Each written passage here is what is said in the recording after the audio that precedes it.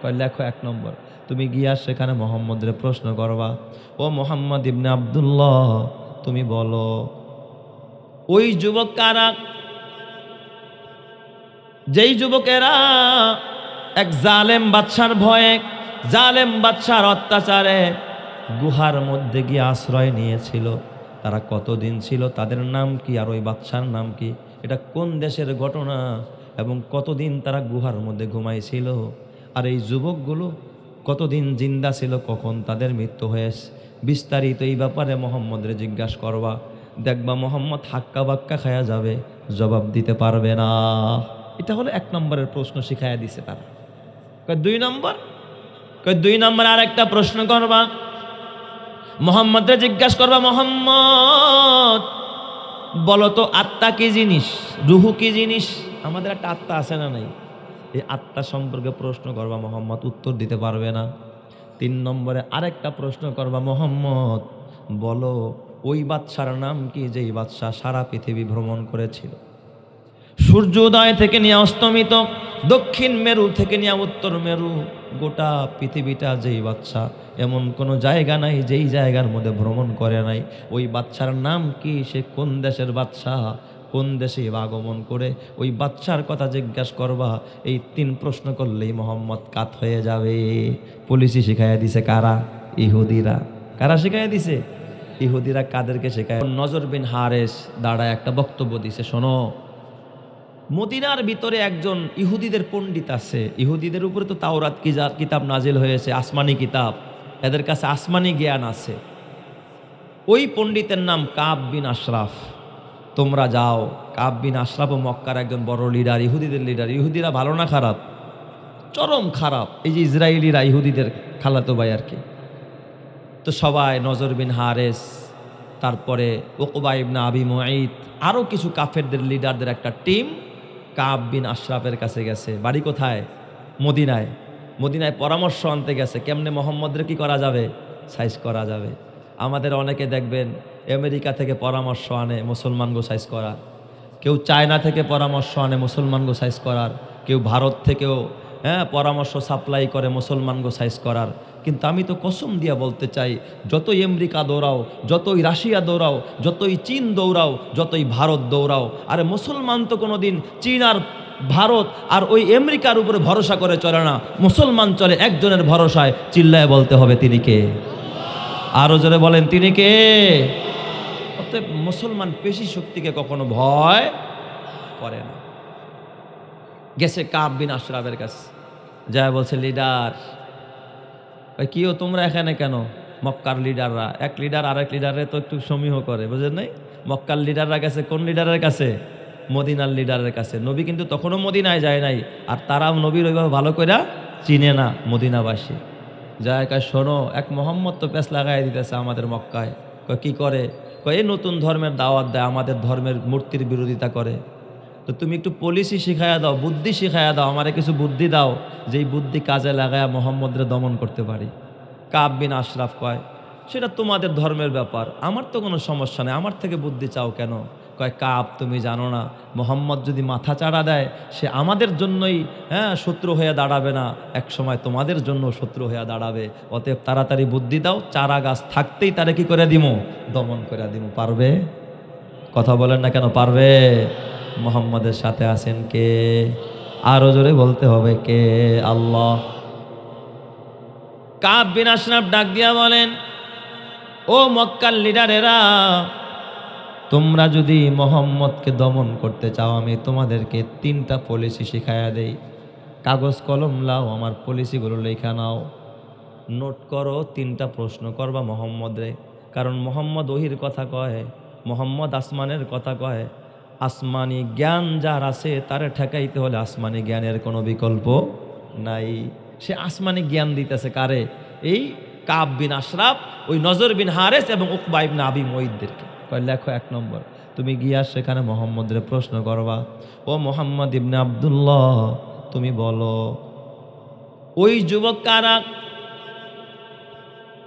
যেই যুবকেরা এক জালেম বাদশার ভয়ে, জালেম বাদশার অত্যাচারে গুহার মধ্যে গিয়ে আশ্রয় নিয়েছিল। তারা কতদিন ছিল, তাদের নাম কি, আর ওই বাদশার নাম কি, এটা কোন দেশের ঘটনা, এবং কতদিন তারা গুহার মধ্যে ঘুমাইছিল, আর এই যুবকগুলো কতদিন জিন্দা ছিল, কখন তাদের মৃত্যু হয়েছে, বিস্তারিত এই ব্যাপারে মোহাম্মদরে জিজ্ঞাসা করবা।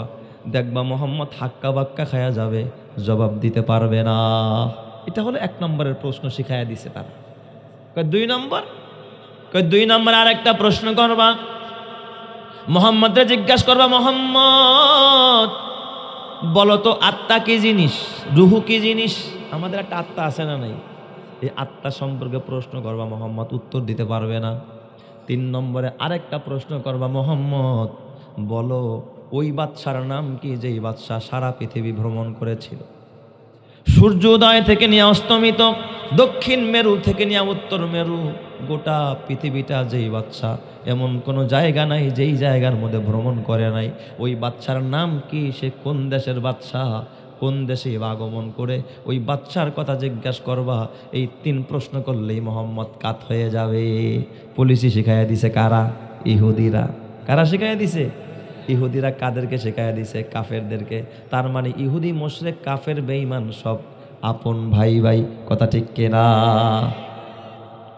এই বুদ্ধি যখন শেখাইয়া দিছে, এবার নজর বিন হারেস দাঁড়ায় কয়, ওস্তাদ, লিডার, আপনি যেই বুদ্ধি শিখাইছেন ভালো কথা, আপনি কোন তো এই প্রশ্নের জবাব কি মোহাম্মদ পারবো? এটা জিজ্ঞাসা করে আবার তার ইহুদিরই জিজ্ঞায়। কাব বিন আশরাফ ডাক দিয়া বলে, ও নজর বিন হারেস, মোহাম্মদ যদি সত্যিকারের নবী হয়, মোহাম্মদ যদি আসমানি এলেম পায়া থাকে, তার দাবিতে যদি সে অনর হয়, সে যদি সত্যবাদী হয়, তাহলে 3টা প্রশ্নের জবাবে সে দিয়া দিতে পারবে। সুবহানাল্লাহ যেরকম সবাই। আর যদি মোহাম্মদ নবী না হয়, সত্যিকারের যদি আসমানি কিতাব, আসমানি এলেমের অধিকারী সে না হয়, তাহলে পৃথিবী উল্টা গেল, মোহাম্মদ কেন, মোহাম্মদের বাবাও এই প্রশ্নের জবাব দিতে পারবে না। ঠিক আছে যাবে, দেখবা একেবারে তার মিশন বন্ধ হয়ে যাবে। নজর বিন হারেস বড় পণ্ডিত, ডাক দিয়া কয়, লিডার, যদি মোহাম্মদ ধরেন উত্তর দিয়েই ফালায়, তাহলে আমরা কি করব? ধরেন প্রশ্ন 3 হান করলাম, যদি উত্তরটা দিয়া ফালায় তাহলে কি করতাম? কয়, তাইলে তোমাদের জন্য একটা রাস্তাই খোলা, আর দেরি করবা না, সকলে মিলে মোহাম্মদের হাতে কালিমা পড়া মুসলমান হয়ে যাইবা। সুবহানাল্লাহ। আরো জোরে কন্না আল্লাহু আকবার। কয়, না বস, সব পারমু, কিন্তু এটা করতে। কয়, তাইলে জাহান্নামের রাস্তা ছাড়া কোনো পথ নাই। সুবহানাল্লাহ জোরে কোন সবাই। হেদায়েতের মালিক কে? আরো জোরে বলেন না কে? আল্লাহ। তো এই বুদ্ধি নিয়ে আসছে, পলিসি নিয়ে আসছে বিদেশ থেকে, মোহাম্মদের দমন করার, আলেম দমন করার, কোরআন দমন করার। কত মন্ত্র মানুষ দিল, মৌলবাদ বলা গালি দিল, জঙ্গিবাদ বলা গালি দিল, কত গালি দিল, কিন্তু ইসলাম দমাইতে পারে নাই। যত গালি দিছে ইসলামের পতাকা তত উড্ডিং হয়েছে, কথা ঠিক কিনা? কারণ ইসলাম লালন করে দুনিয়ার কোনো মানুষ না, ইসলাম লালনকারী যিনি, তিনি কে? হয় নাই? ইমানে আওয়াজে বলেন, তিনি কে? ওরা এই বুদ্ধি নিয়ে আইসা এবার আসছে কাব বিন আশরাফের কাছ থেকে, মানে খুব একেবারে মক্কা জয় করে লাইছে আর কি। আইসা নজর বিন হারেস, উকবা বিন আবি মুঈত নবীর কাছে যায় একটা ডায়লগ দিছে, কয়, মোহাম্মদ ভাতিজা, তুমি আমাদের দেশি সন্তান, কুরাইশি সন্তান, তোমার লগে আমাদের লগে কেন এত মারামারি হবে বলো? আসো আমরা সবাই একসাথে মিলে যাই। কয়েছে, আচ্ছা ঠিকই তো কইছেন, আমি তো এই মিশনেই দাওয়াত দিই, আমরাও তো মিলতে চাই। সুবহানাল্লাহ যেরকম সবাই। নবী কি কয়, চাচা আমরাও তো একসাথেই থাকতে চাই, ভাই ভাই ভাই থাকতে চাই, কারণ মুসলমান মুসলমান, ভাই ভাই, এই স্লোগান একমাত্র ইসলামেই দেয়, কথা ঠিক কিনা? আল মুসলিম আকুল মুসলিম, এটা নবীদের স্লোগান, এটা উম্মতে মুসলিমার স্লোগান, কথা ঠিক না? ঠিক জোরে কান। আমিও তো এটা চাই চাচা, আমরা মিলে জুলে থাকি, কেন তো মারামারি কাটাকাটি বলে? কয়, ভাতিজা, তবে একটা কথা, মিলতে তো চাই, আমারও মন চায়, দেখছেন কত মিঠা মিঠা কথা, কিন্তু কিছু পোলা পানে হঠাৎ করে আমার কি জানি বলল যে তোমার কাছে একটু জিনিস জানতে চায়। ভাতিজা, এই 3টা প্রশ্ন করতে চায় ওরা, একটু উত্তর দিয়া দাও, এরপর আমরা মিল্লা যামোগা, আর কোনো ভেদাভেদ নাই, মারামারি নাই, কাটাকাটি নাই, আমরা সব একসাথে থাকবো। ও তো ভাবছে এই উত্তর দিতেও পারবে না, মোহাম্মদ এই জায়গায় কি শেষ। ভরা মসজিদে সবার সামনে নবীরে প্রশ্ন করে, ও মোহাম্মদ ইবনে আব্দুল্লাহ, তুমি বলো ওই 7 যুবক কারা, যারা গুহার ভিতরে জালেম বাদশার অত্যাচারে পালায়ন কইরা দীর্ঘ 309 বছর পর্যন্ত গুহার ভিতরে যারা ঘুমাইছে 309 বছর পরে ঘুম ভাঙছে। সুবহানাল্লাহ যেরকম সবাই কয়শো 9 বছর, 309 বছর পরে যাদের ঘুম ভাঙছে, ওই যুবক কারা, তারা কয়জন ছিল, তাদের নাম কি, আর ওই জালেম বাদশাহিবাকে কোন দেশের ঘটনা, এটা একটু বলে দাও। কয় চাচা 2 নম্বরের প্রশ্ন কি? কয় 2 নম্বরের প্রশ্ন হলো মোহাম্মদ, ওরা জানতে চাইছে রুহ কি জিনিস, আত্মা কি জিনিস, এটার একটু ট্রিটমেন্ট আমাদেরকে দিবা। 3 নাম্বার, ও ভাতিজা মোহাম্মদ, ওই বাদশার নাম কি, যেই বাদশা সারা পৃথিবী সূর্যোদয় থেকে নিয়ে অস্তমিত হওয়া পর্যন্ত, উত্তর মেরু থেকে দক্ষিণ মেরু পর্যন্ত গোটা পৃথিবীটা যিনি ভ্রমণ করেছে, ওই ভ্রমণ কাহিনী শোনাইবা। আর ওই বাদশার নাম কি, কোন দেশে আগমন করেছে, এইগুলো একটু আমাদেরকে শোনাইবা। নবীজি 3টা কথা শুই না, নবীর তো ভরসাকে, আরো জোরে বলেন না কে? আল্লাহ। নবীজি কয় চাচা ঠিক আছে, আগামীকাল সকালে ইনশাল্লাহ এই 3 প্রশ্নের জবাব আমি দিয়া দেবো। ইনশাল্লাহ কয় নাই, বলছে আগামীকাল সকালে আমি 3টা প্রশ্নের জবাব দিব। নবী কি বলছে? আগামীকাল সকালে 3 প্রশ্নের জবাব দিয়া দিব। নবীজি শুরুতে ইনশাআল্লাহ বলতে ভুলে গেছে, কয় নাই যে ইনশাআল্লাহ যদি আল্লাহ চায় আগামীকাল সকালে আমি আপনার প্রশ্নের জবাব দিব। নবীরও তো চিন্তা যে আল্লাহ আমারে জানায় দিব আর আমি প্রশ্নের জবাব দিয়া দিব, কিন্তু আল্লাহর উপরে নবী ভরসা করে নাই। কইছে আগামীকাল আইসো, আগামীকাল প্রশ্নের জবাব দিয়া দিব। হাসানাতুল আবরার সাইয়াতুল লিল মুকাররাবিন, দূরের মানুষের হাজারো গালি কষ্ট লাগে না, কাছের বন্ধু, কাছের মানুষ, ঘরের বিবি একটু বাঁকা কথা বললেই দেখবেন যুদ্ধ আরম্ভ হয়ে যায়, আছে না নাই? সহ্য হয় না। তো আল্লাহ তো নবীর ভালোবাসে, নবী খালি কইছে আমি কালকে বইলা দিমু, কিন্তু কয় নাই যদি আল্লাহ চাই তাইলে বলবো।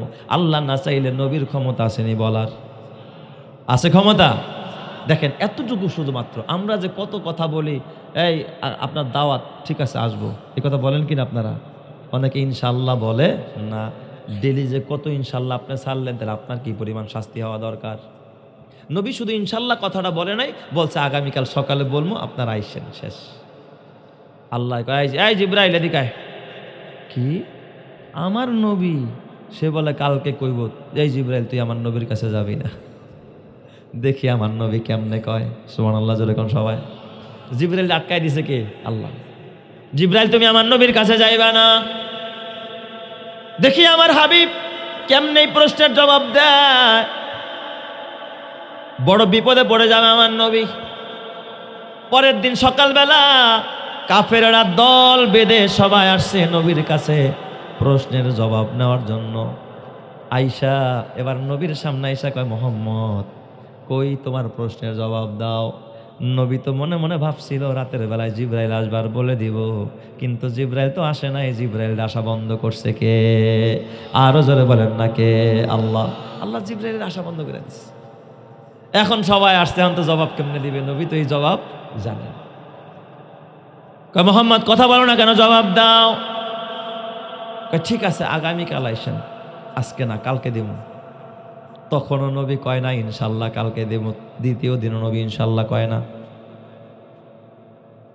মুফাসসিরিনে কেরাম লেখে, হাদিসের কিতাবে লেখে, ইনশাল্লাহ আল্লাহ তাআলা নবীরে ভুলাইয়া দিছে। এই ভুলটা নবীরে দিয়া করায়া উম্মতকে শিক্ষা দিছে, উম্মতেরা ভবিষ্যতে যখন কোনো কাজ করবা, হ্যাঁ মেয়ে বিয়া দিমু এতটুকু না, বরং ইনশাল্লাহ মেয়ে বিয়া দিমু। ছেলে ভর্তি করবো এতটুকু না, বরং ইনশাল্লাহ ছেলেরে ভর্তি করবো। ইনশাল্লাহ ঢাকা যাবো, ইনশাল্লাহ খাবো, ইনশাল্লাহ দান করব, ইনশাল্লাহ ওই চরমনাই যাব, ইনশাল্লাহ তবলিগে যাব, ইনশাল্লাহ মাদ্রাসায় যাব, ইনশাল্লাহ ওয়াজ শুনতে যাব। ভবিষ্যতের যত কাজ আছে সকল কাজে ইনশাল্লাহ বলার নির্দেশ কার? ওয়ালা তাকুলান্না লিশাইইন ইন্নী ফাইলুন যালিকা গাদা ইল্লা আইয়াশা আল্লাহ। খবরদার খবরদার, আপনি কখনো বলবেন না যে হ্যাঁ আমি আগামীকাল এই কাজ করব, এই কথা বলবেন না। ইল্লা ইয়াশা আল্লাহ, বলতে হবে ইনশাআল্লাহ, আল্লাহ যদি চায় আমি করব, আল্লাহ যদি চায় আমি যাব, আল্লাহ যদি চায় আমি দিব। ইনশাআল্লাহ ছাড়া কোনো কথা ভবিষ্যতের জন্য বলবো না। কথা ঠিক না ব্যাটিক? জোরে কন। রাজি আছেন সবাই ইনশাআল্লাহ? এই জোরে কন, রাজি আছেন? আজকে শেষ পর্যন্ত থাকবেন তো? এই যে মাশাআল্লাহ দেখছেন, বুঝছেন না? ভবিষ্যতের সব কাজে কি বলতে হবে? ইনশাআল্লাহ। আর আপনারা কোন জায়গায় ইনশাআল্লাহ কোন জানেননি? ভাই কেমন আছেন? ইনশাআল্লাহ ভালো আছি। এখানে তো ভুল করলেন। ইনশাআল্লাহ তো অতীতের জন্য না, অতীত কালের জন্য বলতে হবে আলহামদুলিল্লাহ, না হয়তো মাশাআল্লাহ। বলেন, অতীত কালের জন্য কি বলতে হবে? আলহামদুলিল্লাহ অথবা মাশাআল্লাহ। আর ভবিষ্যতের জন্য কি? এটা চিকন কথা না মোটা কথা? সবার মুখস্থ হয়েছে না? ভবিষ্যতের জন্য আর অতীতের জন্য আলহামদুলিল্লাহ অথবা মাশাআল্লাহ। খাইছেন? আলহামদুলিল্লাহ, মাশাআল্লাহ, আল্লাহ খাওয়াইছে। এই যে মাশাআল্লাহও বলতে পারবেন, আলহামদুলিল্লাহও বলতে পারবেন। কি বলা যাবে তো ইনশাআল্লাহ? ইনশাআল্লাহ। তাহলে ভবিষ্যতের জন্য আমরা কি বলবো? ইনশাআল্লাহ। আর অতীতের জন্য আলহামদুলিল্লাহ অথবা মাশাআল্লাহ। যদি দুইটা পারেন দুইটাই ভালো। হুজুর খাইছেন? আলহামদুলিল্লাহ, মাশাআল্লাহ, আল্লাহ খাওয়াইছে, খাইছে। তাহলে আলহামদুলিল্লাহ বললেন, পাশাপাশি কি মাশাআল্লাহ বললেন। আমি ম্যাক্সিমাম জায়গায় যদি জিজ্ঞাসা কাকা কেমন আছেন, কয় ইনশাআল্লাহ ভালো আছি। তার মানে কি? ইনশাআল্লাহ মানে ভবিষ্যতে সে ভালো থাকবো আর কি, এখন ভালো নাই। তাইলে বর্তমানের জন্য আমরা কি বলবো বলেন তো? হ্যাঁ আলহামদুলিল্লাহ অতীতের জন্য এবং বর্তমানের জন্য, আর হলো মাশাআল্লাহ। আর ভবিষ্যতের জন্য কি? ইনশাআল্লাহ। আল্লাহ তুমি বুঝার তৌফিক দাও, জোরে কন আমিন। আল্লাহ তাআলা নবীরে দিয়া বলায়া এই কাজটা করায়া আল্লাহ তাআলা কি করতেছে? উম্মতকে শিখাইতেছে। এইভাবে যাইতে যাইতে পরের দিন আবার কাফেররা আসছে। দ্বিতীয় দিন নবী বলতে পারে না। একদিন আর 2 দিন নয়, 15 দিন চলে গেছে। বলেন নবীজি এখন সুখে আছে না বড় দুঃখে? বড় কষ্টে আছে। 15 দিন হয়ে গেছে, জিবরাইল আসে না। আর ডেলি কাফেররা আসতেছে দল বাইন্দা। এবার তো তারা ভাবতেছে মোহাম্মদ কিনান আসল না নকল। 15 দিন হয়ে যায়। 15 দিন পর আমার নবী রাতের বেলায় কাঁদতেছে, আল্লাহ জিবরাইল কেন আসে না? ওহি কেন আসে না আল্লাহ গো?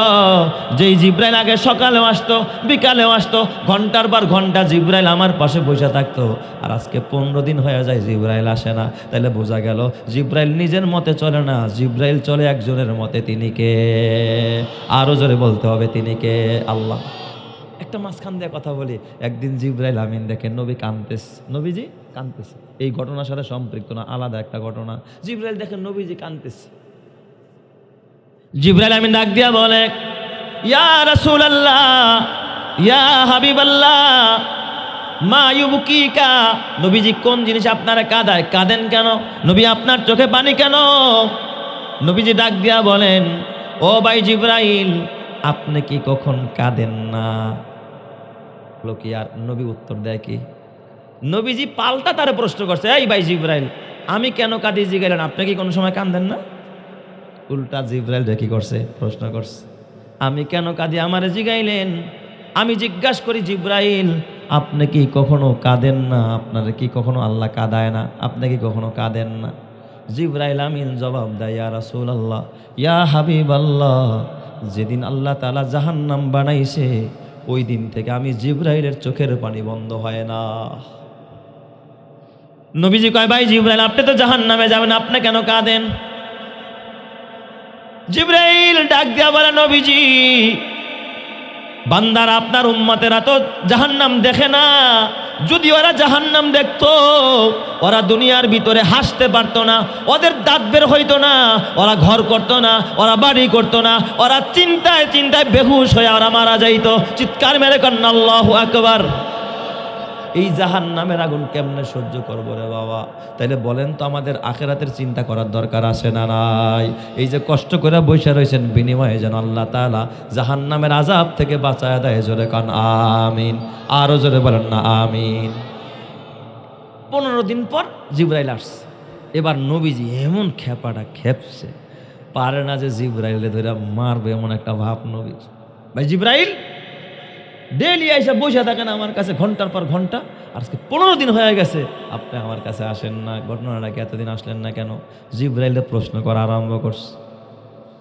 জিব্রাইল আগে নবীর প্রশ্নের জবাব না দিয়া, সূরা কাহাফ না শুনায়া 3 প্রশ্নের জবাব দেয় না, আগেই আমার নবীরে আগেই শিক্ষা দেয়, ওয়ালা তাকুলান্না লিশাইইন ইন্নী ফাইলুন যালিকা গাদা।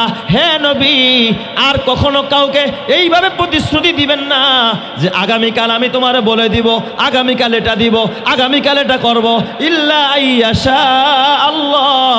বরং বলার আগে বলবেন আল্লাহ যদি চায় তোমারে দিব, আল্লাহ যদি চায় তোমারে বলবো, আল্লাহ যদি চায় এটা আমি আগামীকাল করব, আল্লাহ যদি চায়। এই কথা বলা ছাড়া, ইনশা আল্লাহ বলা ছাড়া কোনো কথা বলবেন না। আমার আল্লাহ আপনার এই শিক্ষা দেওয়ার জন্য আমার নিষেধ করেছে। চিৎকার মেরে কন্যা আল্লাহু আকবার, আরো জোরে বলেন আল্লাহু আকবার। ওই আল্লাহ এখনো আসে না নাই? এরপর আল্লাহ তাআলা সূরা কাহাফটা নাজিল করেন, নবীজিকে সূরা কাহাফ জানায়া দিলেন। প্রথম প্রশ্নের জবাব আল্লাহ তাআলা আমার নবীরে জানায়া দেয়, আম হাসিবতা আন্না আসহাবাল কাহফি ওয়ার রাকিমি কানু মিন আয়াতিনা আজাবা ইজ আওয়াল ফিতিয়াতু ইলাল কাহফি ইজ আওয়াল ফিতিয়াতু ইলাল কাহফি ফাকালু রব্বানা আতিনা মিন লাদুনকা রাহমাতাও ওয়া হাইয়্যি লানা মিন আমরিনা রাশাদা। নবীজিকে এবার আসহাবে কাহাফের ঘটনা শুনাইতেছে হযরত জিবরাইল। এ আমার বাবা, আল্লাহ তাআলার বলার ভঙ্গিটা কেমন? আল্লাহ ডাক দিয়া গা, হাবিব আমার, আম হাসিবতা, আপনি কি ধারণা করেছেন, আন্না আসহাবাল কাহফি, নিশ্চয় গুহাবাসীর ঘটনা, অর রাকিমি, ফলকবাসীর ঘটনা, কানু মিন আয়াতিনা আজাবা, এটা আমার আশ্চর্য একটা নিদর্শন। আপনি কি এটা ভাবছেন? হা রসুল, হা ঠিকই ভেবেছেন।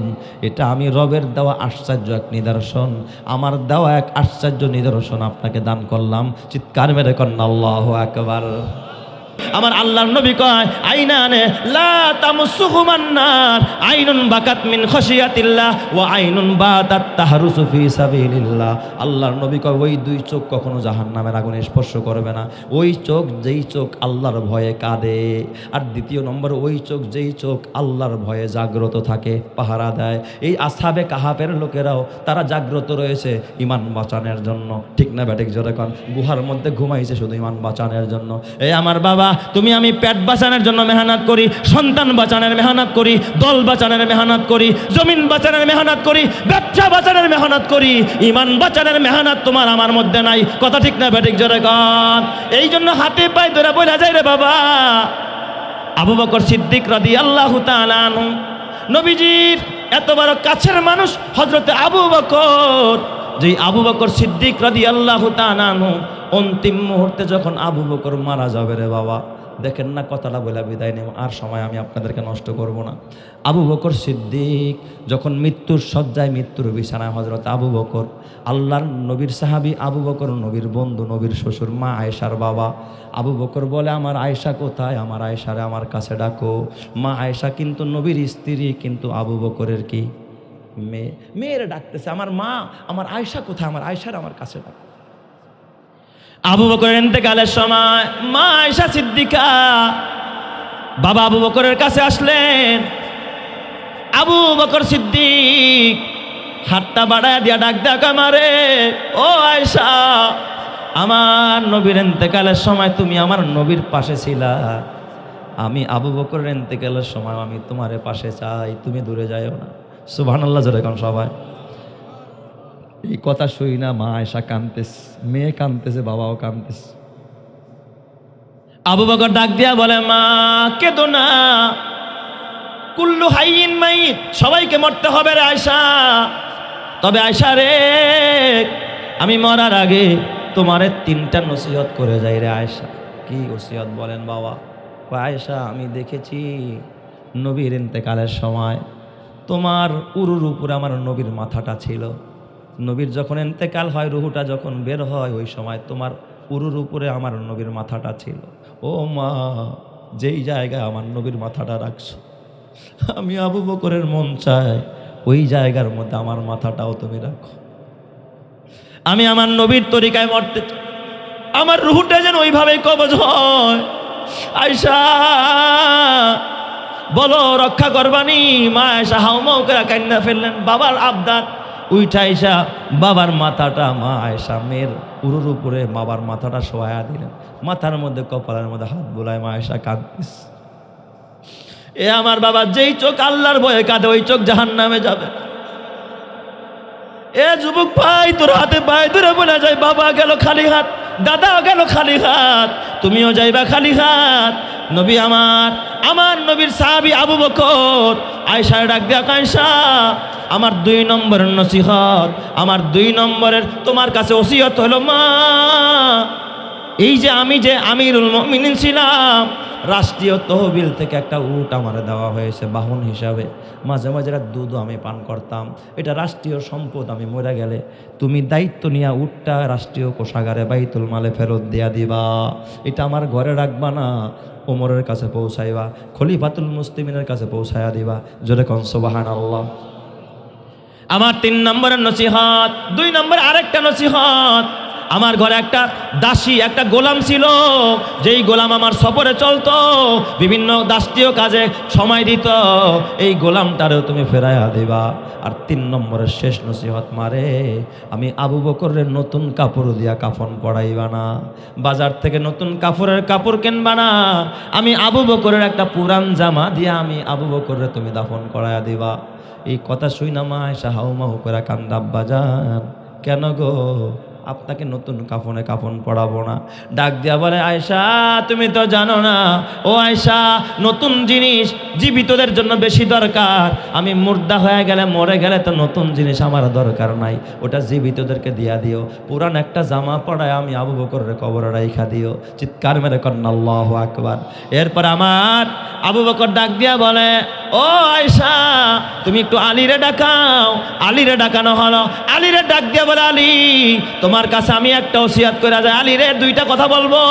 1 নম্বরের কথা হলো, আলী ও আলী আমি দেখেছি আমার নবীর ইন্তেকালের পর তোমার হাত দিয়ে আমার পয়গম্বরে তুমি ডইলা ডইলা গোসল দিছো, আমার নবীরে তুমি চেহারায় হাত দিছো, নবীর ঠোঁটে হাত দিছো, মাথায় হাত দিছো, তুমি নবীরে গোসল করাইছো। নবীর ইন্তেকালের পরে যিনি গোসল করাইছেন তিনি হযরতে আলী। ওই আবু বকর ডাক দিয়া, আলী রে তোমার ওই হাতটা, যেই হাত পয়গম্বরের শরীর লাগছে, ওই হাত দিয়া তুমি আমারে গোসল আমারে তোমার হাত দিয়া গোসল দে।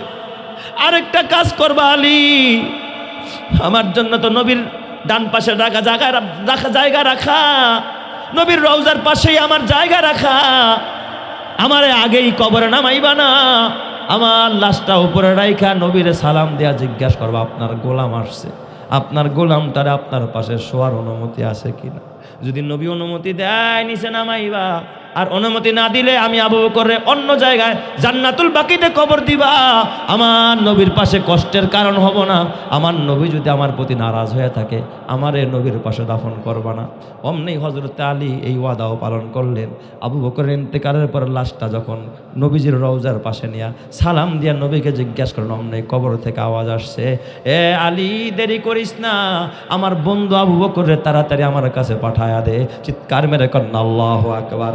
এই জন্য আমার বাবা তোমার হাতে পায়ে ধরে বলা যায়, যেই আবু বকর নবীর হিজরতের সাথী, গুহার সাথী, নবীর জীবনের সাথী, কবরেরও সাথী, নবীর জান্নাতেরও সাথী।